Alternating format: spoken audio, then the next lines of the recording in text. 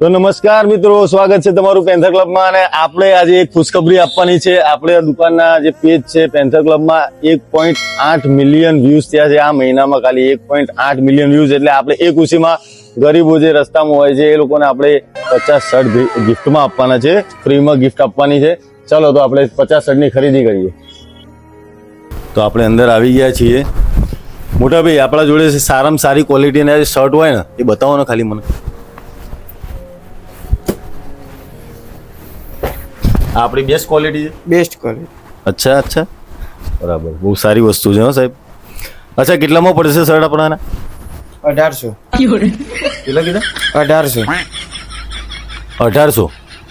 હા. હાથ રૂમાલ રાખો તો. હા. કેટલા રૂપિયાનો છે? 40. એક આપી દો ને ખાલી. હાથ રૂમાલ આપી દો.